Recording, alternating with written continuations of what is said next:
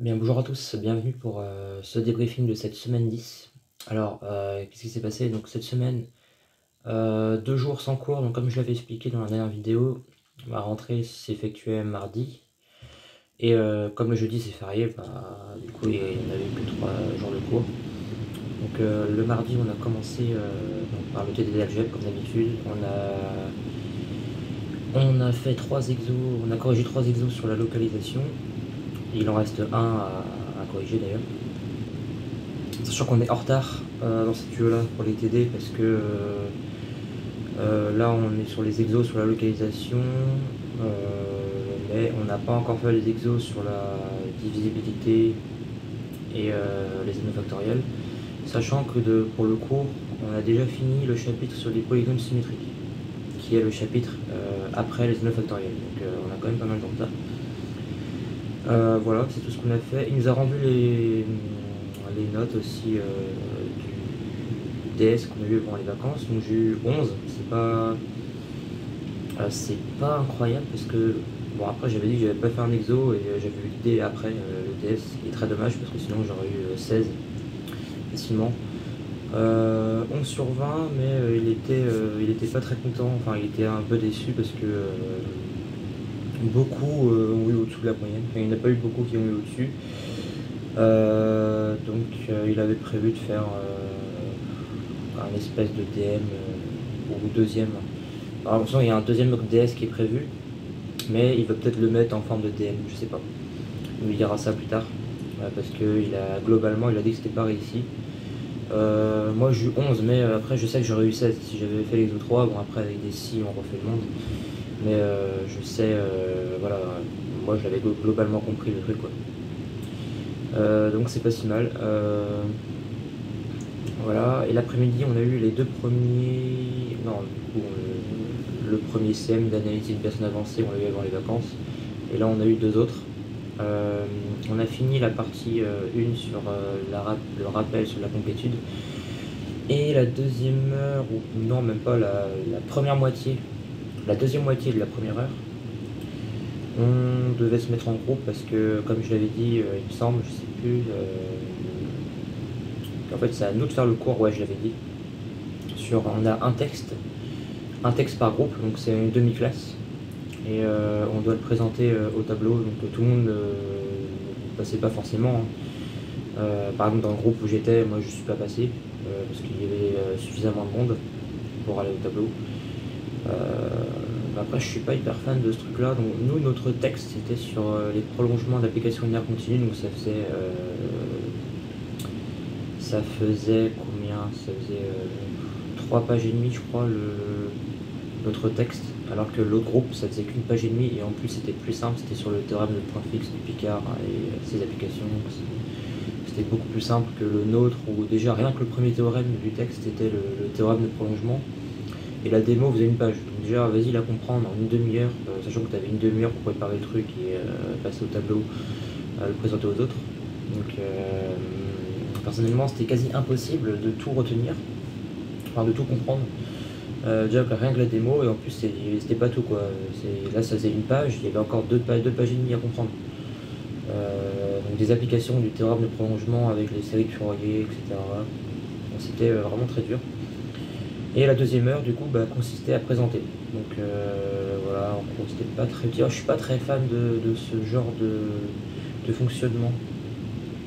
Mais bon, ça sera pas tout le temps comme ça, de toute façon, ça sera genre à chaque fin de chapitre. Et le dernier chapitre, je sais, il a dit qu'on serait évalué en décembre sur une présentation comme ça. Donc, voilà. C'était tout pour mardi. Mercredi, CM d'algèbre. On a commencé là le chapitre sur les polynômes symétriques. On a vu le théorème de. Enfin, déjà, il a défini ce que c'est. On est revenu sur les racines du polynôme de second degré qu'on a vu en première. Il a refait une démonstration beaucoup plus courte, mais avec des polynômes.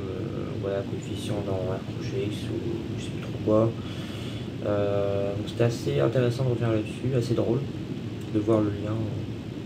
Alors je sais plus trop, mais je sais que le déterminant, à la fin on avait une formule que le déterminant, on pouvait le voir comme la somme des racines au carré ou la soustraction, je sais plus. Mais c'était assez marrant. Non, pas le déterminant, le discriminant, pardon. Le discriminant du polynôme, vous pouvez le voir comme la soustraction, je crois, des racines. Les deux racines qu'on a, le tout au carré. Ensuite, on a défini ce que c'est un polynôme symétrique, on a vu des exemples, on a vu les polynômes symétriques élémentaires. C'est assez hardcore, je trouve. Après, c'est tout nouveau, donc je me suis pas encore penché là-dessus, mais c'est assez hardcore comme truc. Quand ça part dans des dimensions assez élevées, quand c'est des polynômes de degré 1 ou 2, ok, mais là, quand on arrive avec du. Donc, les polynômes élémentaires, on les note petit s, indice nk par exemple. Donc là, quand on dit S11, c'est facile à noter, S12, ça va aussi, mais là, quand on arrive à la dimension 5, ça commence à faire mal à la tête. Voilà, et le théorème, on l'a vu aussi, on l'a écrit, le théorème de Schupukil. C'est pas le théorème d'Abel, non, c'est pour les séries, ça. Je sais plus, c'est Girard Viette, je crois, les formules de Girard Viette, pour les polynômes symétriques élémentaires. Très bizarre. Faut que je me suis pas encore mis de toute façon à ce chapitre là, donc là je suis un peu paumé. Jeudi, donc mercredi c'était tout, parce que mercredi après il y avait les CM, les deux CM de l'analyse des équations de la vie partielle, sauf que moi j'ai déjà validé l'année dernière. Voilà, c'était les deux premiers CM de cette là. J'ai pas eu. Donc, jeudi est férié, et vendredi c'était la grosse journée, la plus grosse journée de l'année pour l'instant. 8h30, 18h20. Donc 8h30, 10h30, examen de proba pour clôturer l'UE de septembre-octobre. Bof, j'ai pas trop aimé le sujet perso. Je m'attendais à mieux quand même. Ça partait bien, ça partait plutôt bien. Il y avait deux exos, le sujet, ça durait 1h50, d'ailleurs j'ai pas compris. Pourquoi 1h50, pourquoi pas 2h? Peut-être par rapport au tiers-temps, mais il n'y en avait pas en fait. Donc c'est un peu bizarre. Donc le premier exo, ça allait en fait. Première question, good. Deuxième question, déjà, à la lecture du sujet, je vois marqué rappel, une verbe aléatoire qui suit une loi gamma. Ah, je fais, ah putain, ça c'est ça c'est la densité hyper chiante, la fonction hyper chiante. Je sais même plus, c'est chiant à écrire, c'est loi gamma qui admet pour densité le paramètre AB. Donc on note FAB de x égale, alors je sais plus trop, mais je sais que tu as x puissance b sur gamma de a ou gamma de n. Je crois que c'est gamma de a fois a puissance je sais plus, mais je sais que pour paramètre 1, je sais qu'on retrouve la loi exponentielle, enfin on retrouve la densité d'une loi exponentielle. Mais déjà quand j'ai vu ça en rappel avant les deux premiers exos, juste pour énoncer le truc, j'ai fait ouais ça y est, ça va être un truc à la con. Donc le premier exo, rien à voir avec ça. C'était le premier exo, ça allait, comme j'ai dit, ça commençait bien. Première question, c'était on donnait une fonction et il fallait déterminer la constante, la valeur de c, telle que f sur une densité de proba. Ça c'est facile, parce que oui, du coup une fonction indépendait d'une constante c positif, on trouvait un demi. La question 2, il fallait montrer que ça convergeait en proba. Oui, on posait une suite de variables aléatoires grand Wn qui est égale au minimum de x1 jusqu'à xn, et il fallait déterminer, il fallait montrer que ça convergeait en proba, donc ça c'était pas dur. La troisième question, il fallait montrer sans calcul que la variable aléatoire Wn converge presque sûrement vers une variable aléatoire qu'on notait grand M indice grand 10 plus infini. Il fallait montrer sans calcul que ça convergeait presque sûrement. Ensuite, il fallait en déduire la question précédente, avec le lien entre convergence en proba et convergence presque sûre, que cette variable aléatoire grand M infini est égale à 0. Ça c'était pas dur, parce que du coup la question 2 en plus ça tombait bien, je trouvais 0 pour la convergence en proba.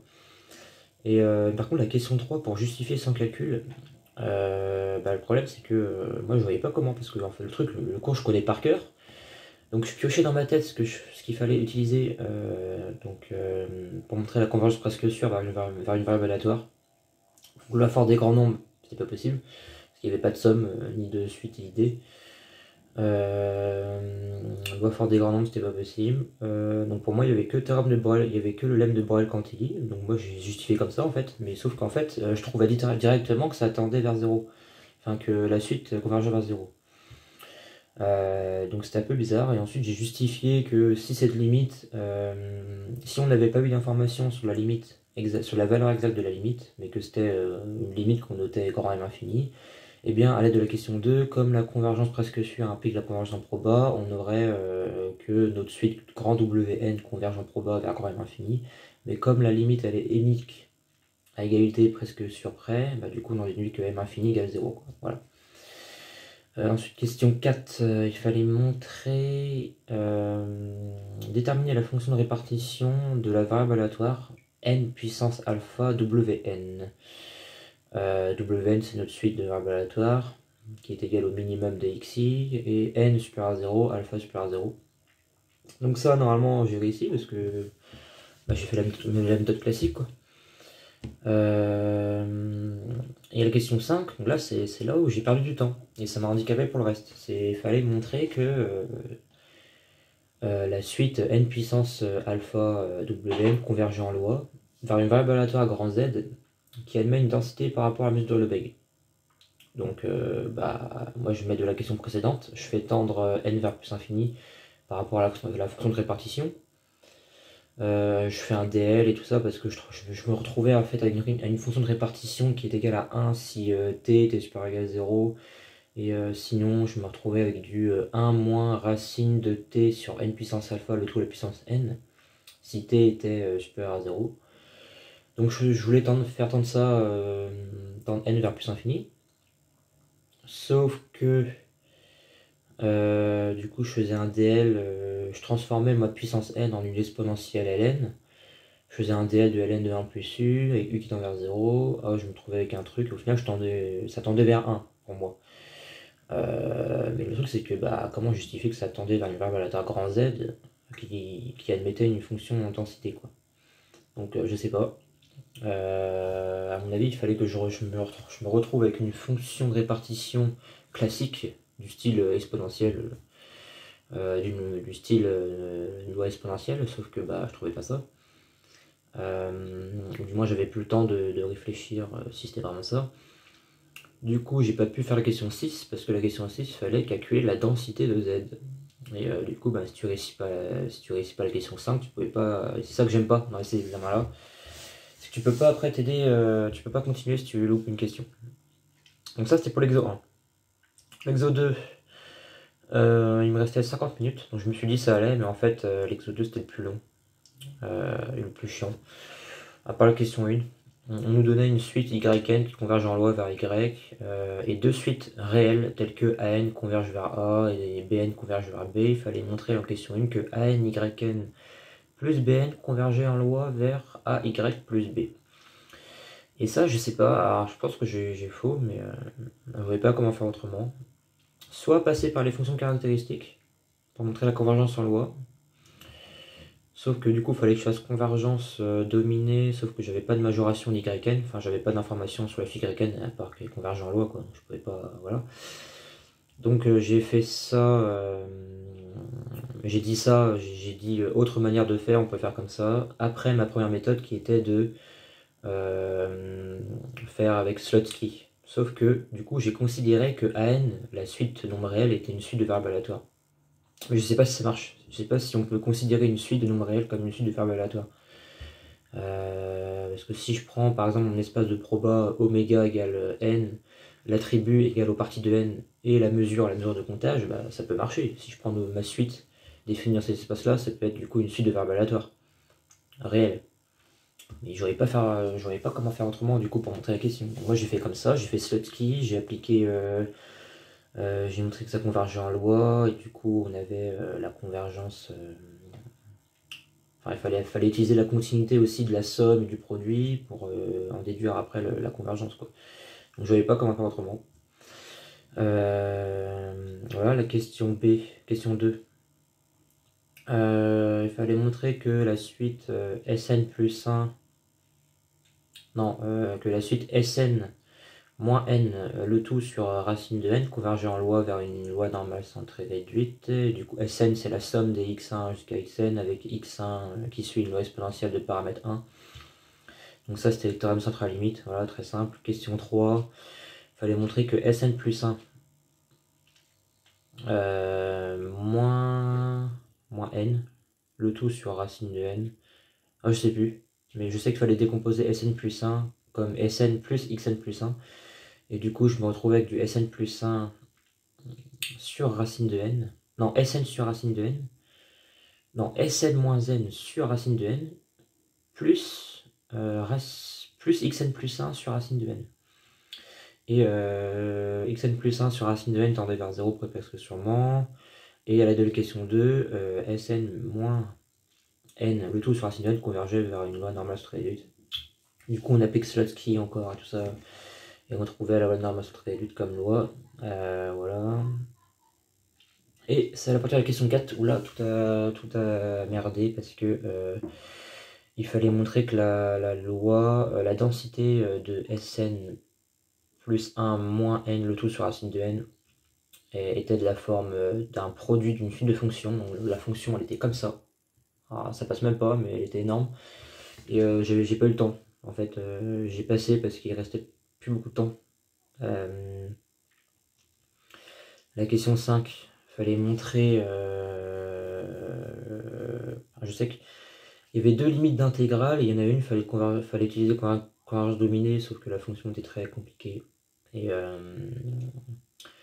il y avait une autre intégrale où il fallait utiliser une question, mais j'y ai pas pensé parce qu'il restait trop peu de temps. Et tout ça pour en déduire à la fin de l'exo la formule de Stirling. Voilà.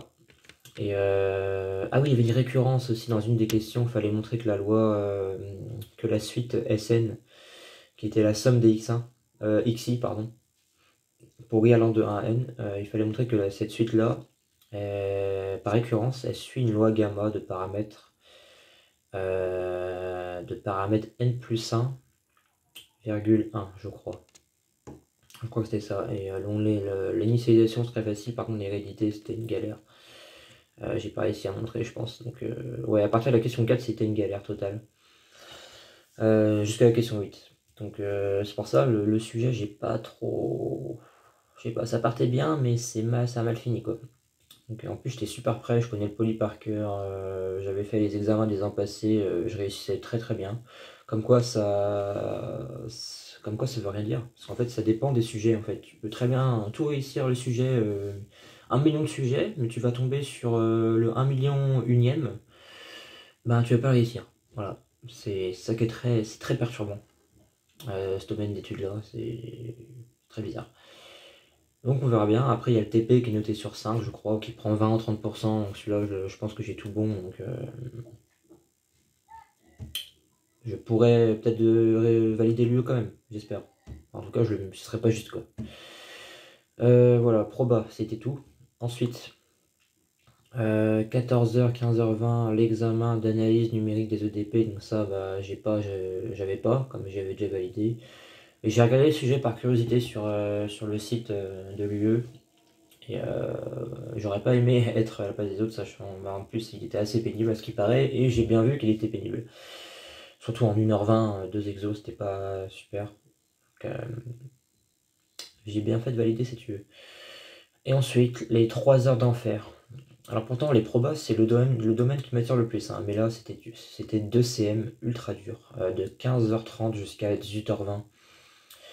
On a écrit, sachant que moi j'écris pas gros, mais ça m'a pris quand même 8 pages. J'avais 2 tableaux de retard à un moment.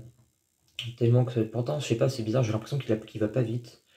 Et des fois où j'ai vu pire que ça, et pourtant bah, je suis hyper en retard. Il va très vite en fait, bizarrement. Mais j'en pouvais plus, ma main, c'était une catastrophe. Parce que moi j'ai une façon d'écrire différente des autres, donc ça m'handicape. Ça fait que quand du coup j'ai une grosse boule ici là sur le doigt, à force de tenir le crayon, et c'était terrible. Je suis resté même 10 minutes, donc le cours finissait à 18h20. Je suis sorti à 18h30.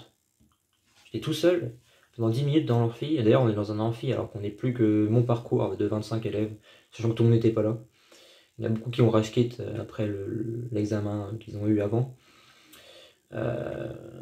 Mais ouais, c'était terrible ce cours-là.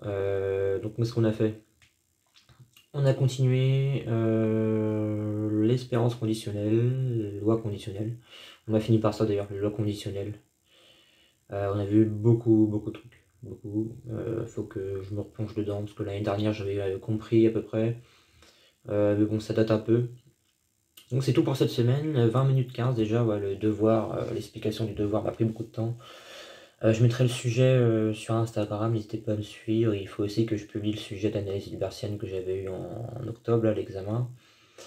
Je vais dire, oui, là, du coup, on rentre dans une période où, pour moi, c'est comme une nouvelle année qui commence. Parce que l'année dernière, ça avait fermé, on était passé à distance, et moi, je déteste ça, donc j'avais complètement lâché. Donc là, pour moi, c'est comme une nouvelle année qui commence, donc c'est cool, j'aime bien. Par contre, j'ai une baisse d'intensité au niveau du travail, faut que je m'y remette. Faut pas tomber dans le piège de ne pas travailler comme ça. Donc je vais arrêter là. Sur ce, on se retrouve du coup pour la prochaine vidéo, donc à la semaine prochaine, et bonne semaine à vous.